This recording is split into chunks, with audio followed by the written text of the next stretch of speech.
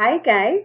Welcome back to Decoupled with Cheryl, your favorite podcast on single parenting, where we give life hacks on absolutely winning at all things single parents. Now, speaking about winning, we're still on the series, Getting Back Out There, where we give practical steps to not just getting back to relationships, but also to getting back to being financially stable, about being mentally stable and emotionally stable, and just everything to ensure they're in the best possible position to raise your child, especially if you're just coming out of a bad breakup or some other circumstance that led to that. All right, so we still have our guest from our previous episode, Patrick Photograph, my dear friend, colleague, life coach, media consultant, as well as a business consultant. I call him a business mogul. I'm so excited to have him back on the episode. Hi, Patrick. Hey, So good to have you here. always a pleasure to be here. You're looking absolutely gorgeous. Oh, thank you, Patrick. You don't look so bad yourself. All right, so we're going to get cracking. Now, in our previous episode, you guys so much on how important it is, for single parents, especially mothers, since we're in the majority, to be able to motivate themselves, give themselves that pep talk, and just basically own, their emotional space. And as great as that sounds, as amazing as those suggestions were, it can prove a bit challenging, when paired with the realities of raising a child. Now, what do I mean? Typically, when you have a whole family unit, father, mother, and children, children can be a bit of a handful, especially when they're younger. So, um, there are certain expectations that you tend to place on yourself as a parent, and then when you're not meeting up, it can take its toll on you. And this is apart from the fact that you are just even trying to get yourself right in the first place, right? Now, so I want you to give us practical examples. You talked a lot about it. Motivate yourself, talk to yourself, make sure that you're okay. But when paired with the realities of raising that child and everything that comes with it, there are things that affect you to a large extent, and it bears heavily on the self-esteem of that single parent. So we want you to tell us practical steps that we can take to making sure that we're solid emotionally. We're solid. Our self-esteem is not taking a beating every time we look at ourselves and look at how far we've come with those children that we're responsible for, right? So please tell us step by step. I have a few steps myself, but I want you to open up for us, okay? So let's hear it, Patrick. Okay, thank you once again, Cheryl. Thank you for the privilege of being here. It's always a pleasure to be here. And this is an all important subject. We can't overemphasize how important this is because we're looking at the superstructure of the society as a whole. And single parenting is something that it affects everybody in every sector. I mean, you could be in the US, you could be in Europe, you could be in Nigeria. I mean, everywhere you go, there are single parents. Even in Japan, in some far-flung countries that you wouldn't expect, we still have the phenomenon of single parenthood. But talking about practical steps of, I don't want to use the word recovery because it's not an illness, but it does involve some certain level of recovery because of the circumstances that may put somebody in the space where they are single parents. And unfortunately, the statistics weigh heavily against women. And I can reel out so many other statistics all over, and even distribution of almost every country you can imagine. There are more women who are single parents than the men. And of course, because where we come from, the stigma always is against the women. I've never really seen a situation where a single father, for whatever the circumstances might be, is being stigmatized for being a single father. So essentially, for the purpose of this discussion, we're going to focus a lot more on our women. And also in the last segment, one of the things I said is one of the measures I think a single mom can use to recover from whatever trauma she might have gone through as a result of the circumstances that led to her being a single parent, either by abandonment, either by an irresponsible partner, either by death or whatsoever. Is, like I said, I'm going to say it again, I think it's very important is to leverage on female relationships. Um, have a click, if you will. I'm so sorry, but No worries. you've been emphasizing on same-sex friendships, female to female, male to male. Why though? Why do you think that this is the best way to go about it? The reason I say that is because, in my experience, and also due to some statistics that I have come across, women are more understanding of your situation. They are less judgmental of that situation. And being women, they are more disposed to understand the things that you're going through.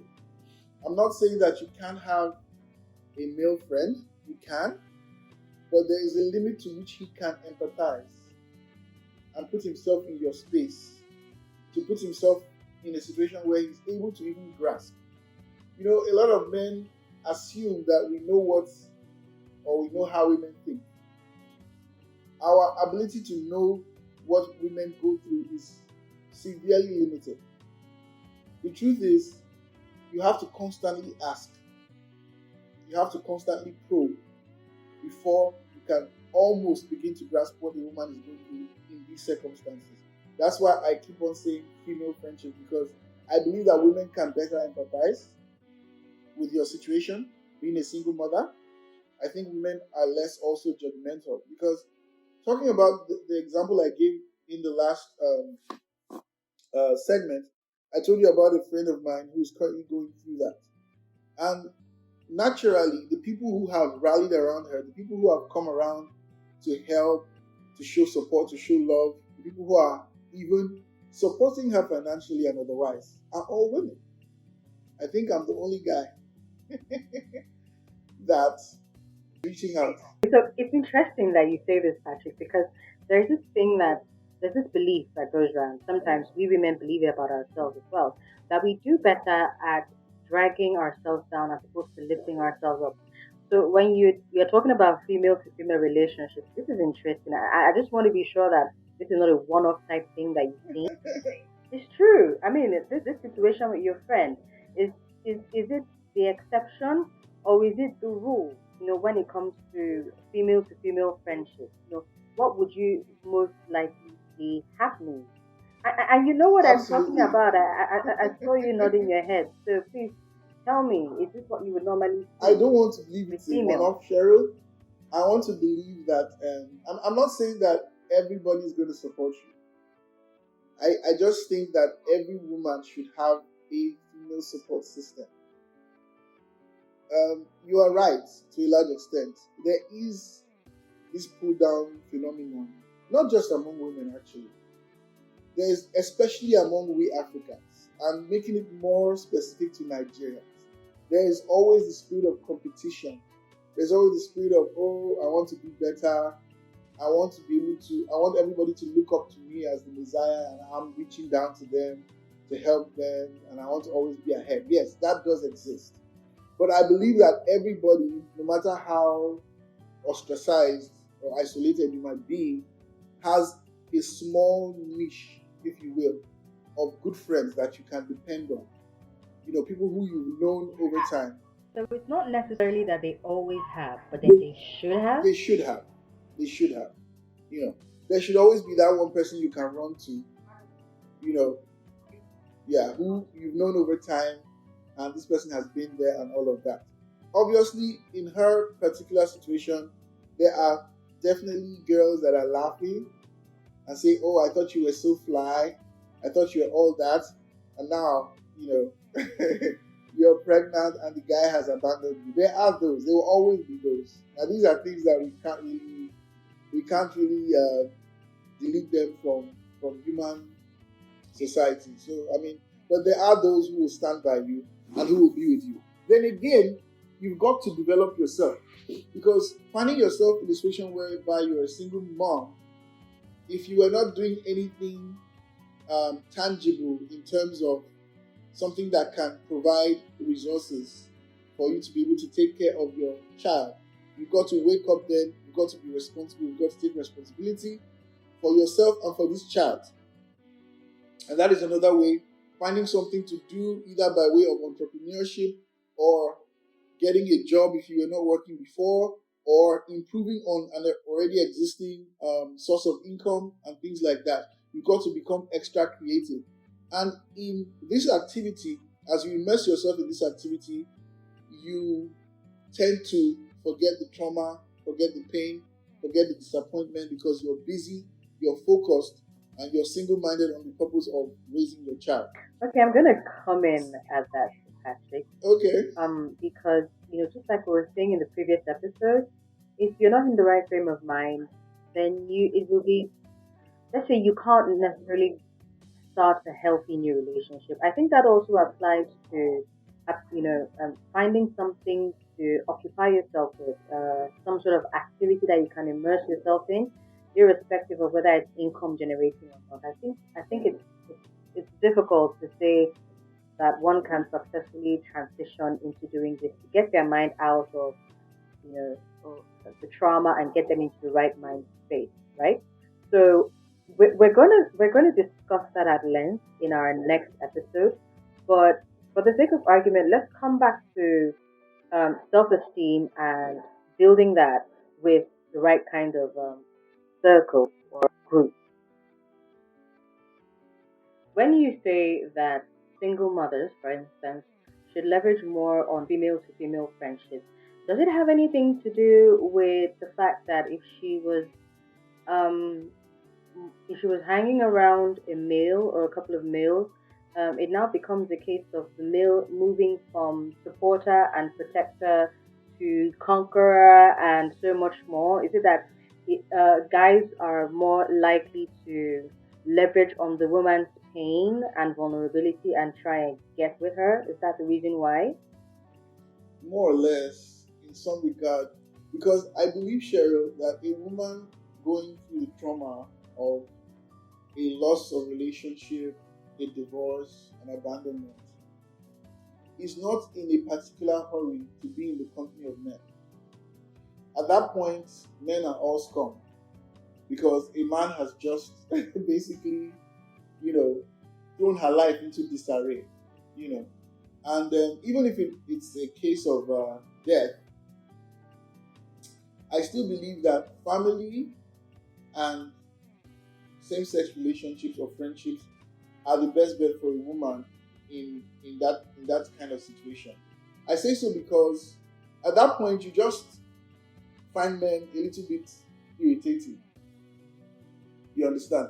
Especially if maybe you really, really love this person and you got pregnant and this person just turns out to be a complete disappointment in terms of, oh, are you sure it's even my child and stuff like that. A lot of women go through that. They are in a committed relationship in their minds, but whoever they are dating is more or less a player or a gigolo or whatever he might be. And the moment they get pregnant, the person turns from who they had pictured in their mind to be a gentleman, to be, a support system or whatever, and he turns out to be somebody who's irresponsible. At this point, I don't think a woman would be in a hurry to be in male company. And of course, bearing in mind that at this time you're also at your most vulnerable emotionally, I don't think you want to be with a guy because things can easily go out of hand. Unless you're on the part of self-destruction. Yes, no, because you have people who believe that the fastest way to healing is by moving on to the next relationship. Rebound. We all know that rebounds hardly ever work out. They hardly ever go well. I'm sure you might have some experience in this regard. Yep. Been there, done that, feel that it means thank you very much. So I honestly don't think a woman is in a hurry at that point to be close to a man. Gradually you begin to come out of that. And again, with regard to what you said about the woman not being in the right frame of mind, remember that this is the process.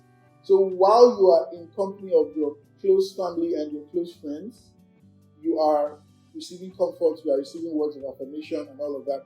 It's not, right away that you're going to be able to just jump back into the fray and begin to do, well at work or whatever. Definitely it will affect you. But that also reminds me about one of the things that make women, exceptional. Women have tenacity. Women have the ability to bring out the lioness in them, so to speak, especially when they are pushed against the wall.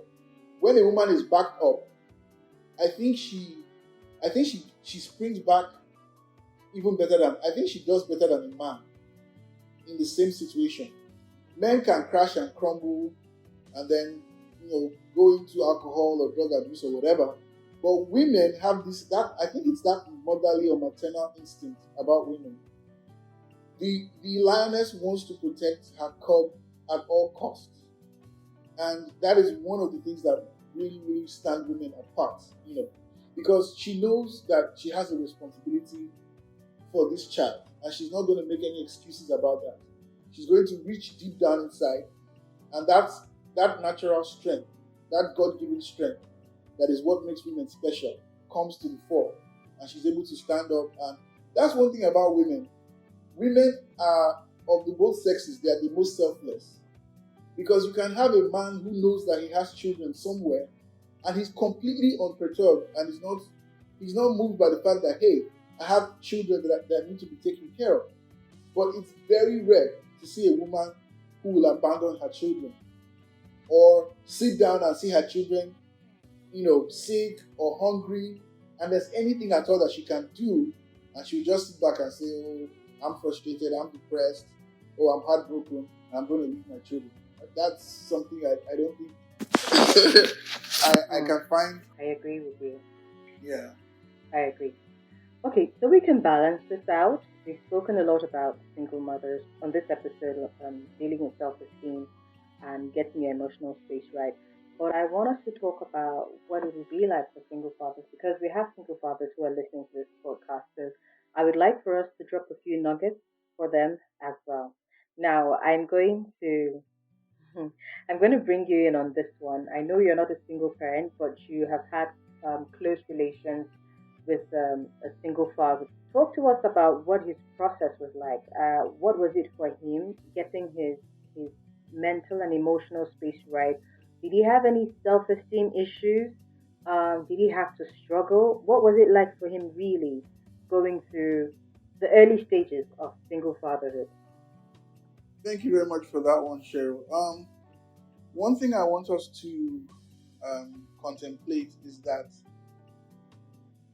personalities differ from one person to another.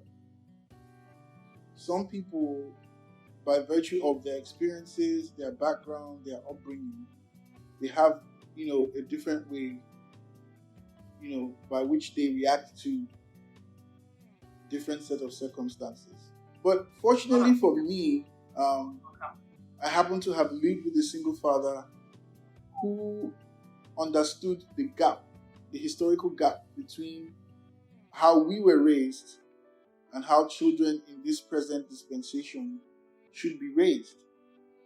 Of course, back when we were kids, our parents' idea of love and affection was by taking care of financial responsibilities, so to speak. As long as they have clothes, as long as they're going to school, they are fine. We are parenting. There was no real relationship between parents and children. Fortunately, the person that I happen to be in the same environment with is somebody who was able to, as it were, metamorphose into a split personality of trying to be father and mother to this little boy. Literally, he literally raised his son right from infancy up till about 5 years that he is right now. What I saw was a father that was committed to giving his son the best things in life, not just about material things now, but having a one-on-one relationship with your child, where your child is able to trust you, where your child is able to confide in you, where your child sees you as a role model, not just a parent, where your child sees you as someone who is living a life worthy of emulation, giving good examples. He had to go from being a 9 to 5 normal rat race worker, to crafting out a business for the sole purpose of having enough time with his child, to be able to invest enough time in his child. I'm not going to say that it's a perfect situation, And it might never be a perfect situation, but it will be better than other circumstances when compared. Wow, that's a fantastic one. But it only takes someone who was in the right space emotionally to be able to realign their life such that it fits with raising the child. I mean, he took some really grand steps, and those are admirable. But before he got to that point, did he go through any of the motions, or was it just instant for him? Did he have self doubt? Did he have any difficulties, as you would have with most people, or he just made the instant switch and made his child the center of his world?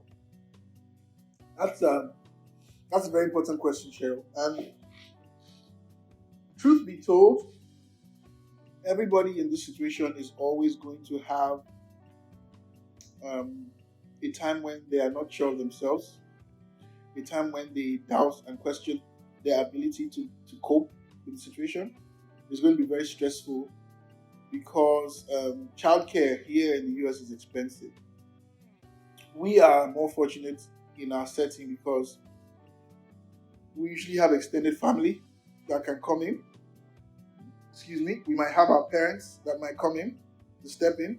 But here, if you're not in a financial position where you can afford childcare, you're going to be stuck more or less with coping with trying to make a living and also taking care of your child. That was the reason why he made the decision early to leave the 9 to 5 and to start a business. Your ability to look away from yourself and focus on the needs of your child gives you better perspective. It accelerates the healing process.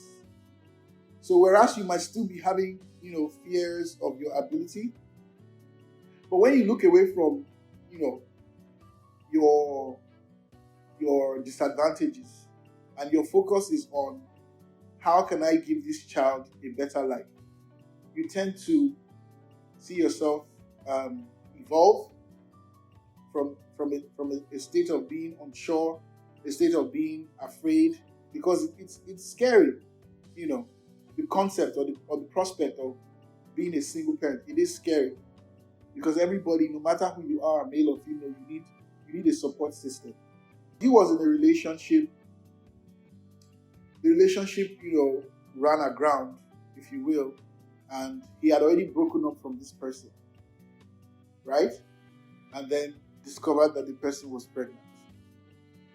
And at that time, the lady in question was not ready for anything like, marriage or whatever. So, and she was not willing either to raise the child. Matter of fact, in many of these situations, one of these parents may end up looking at the child like a liability or like an annoyance because it appears that this child is coming to mess up my life. I have personal goals and dreams I want to achieve, and this is a setback. So the stronger of the two mentally, yeah, the stronger of the two mentally is the one that is able to take responsibility. And fortunately for this child, his dad was in a space where he felt he was ready, he was mentally mature enough to be a father, because that's also very important. The time in which a person conceives of a child is also very important.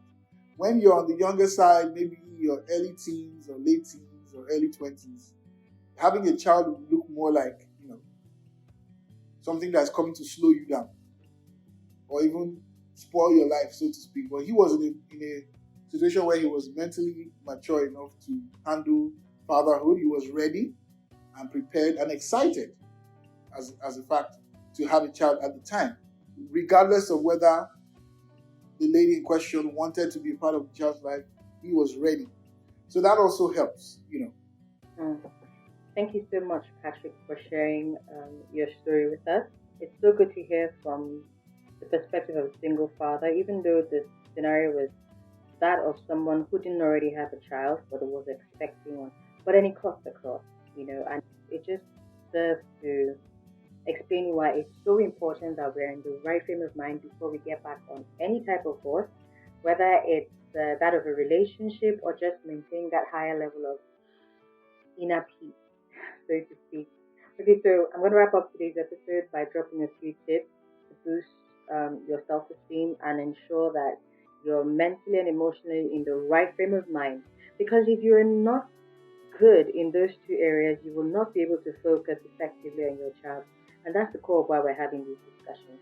All right. So all the tips I'm going to drop today hinge on, or it's all about self-love, right? And a fundamental step towards self-love is acknowledging psychological pain so you can stop emotional bleeding.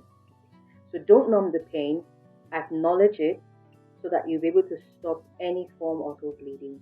Because irrespective of how you came to be a single parent, if you were abandoned, if you lost a partner to the ugly hands of death, or in some unfortunate cases, if you became a single parent by rape, um, this is so important. Those of you who went into it by choice don't have to deal with this, but for the rest of us, it's so important that we acknowledge that pain so we can stop the bleeding. Secondly, prioritize self care and sleep. And it might seem trivial, but it's so important and it will help you love yourself more. Thirdly, praise yourself and avoid negative self talk. Now, this is such an underrated aspect that you don't pay so much attention to. But the truth is that there are times when, just as Patrick you rightly mentioned, for some women who are trying to get back into dating, coming from that bad experience, one little thing just sets them off, and they start thinking, so maybe I'm not actually worth it. Maybe I'm actually too much trouble. Maybe I'm doing too much. I need to slow down, when it comes to what my expectations are.